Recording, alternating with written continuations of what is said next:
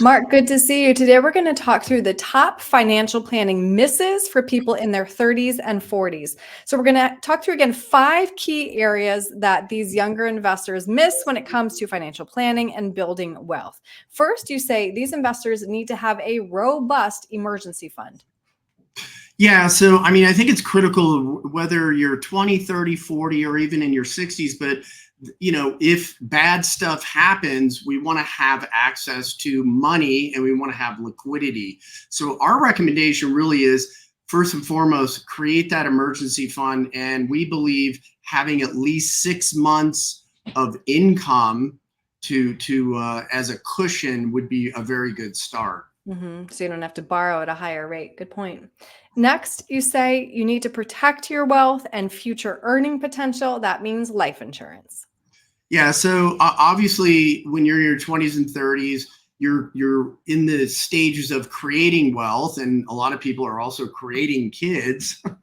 So, life insurance at this stage of your life really should be, hey, if something bad happens to me, I'm no longer here. I can create wealth replacement so my family isn't destitute. And I think when you really look at it, most people are underinsured. They don't have enough of insurance. And if you're working for a corporation, the other thing I think you should consider is making sure you have the proper amount of disability insurance. There's a higher risk of becoming disabled at those ages versus dying. Good point. Next, take advantage of your lower earning years and today's historically low tax rate. And that means opening and investing in a Roth account. Yeah, I mean, this is huge because, I'm 57 years old. And back in the day when I was in my 20s and 30s, we didn't have access to Roth or investing tax-free other than cash value life insurance. Now we have this opportunity. So I would highly recommend, if you're working for a corporation, to make sure that if they do have a Roth 401k feature, take advantage of that. Put the money in tax-free now while taxes are on sale. And as we saw, these are the lowest tax rates you're probably going to be in your lifetime. So we want to absolutely take advantage of that. The other way we can do it in conjunction with that is possibly looking at building up cash in cash value life insurance. Okay. And then next, these investors, you say, should also have savings in a brokerage account. Why is that?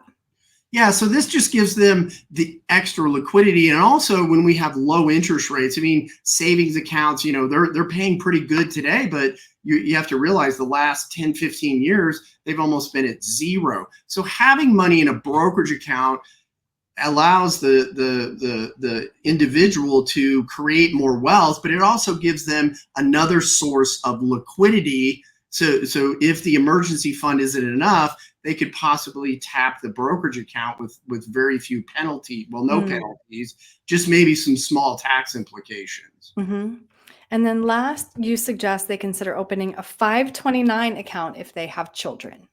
Yeah, so I think this is a really good option. I mean, obviously you have to take care of yourself first before you can do a proper job of taking care of your child.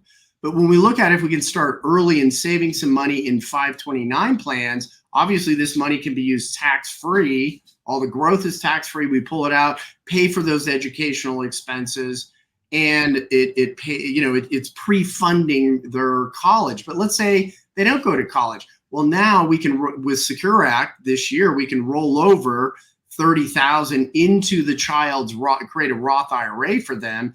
And then at that point, now we've given them a leg up in their retirement. Yeah, supercharge their retirement savings. That's great. That was a really powerful change with the Secure Act. Mark, if somebody would like to talk through, making sure that they are setting themselves up for financial success, how can they reach you? Yeah, they can get a hold of us through our website. We have a lot of different resources on there.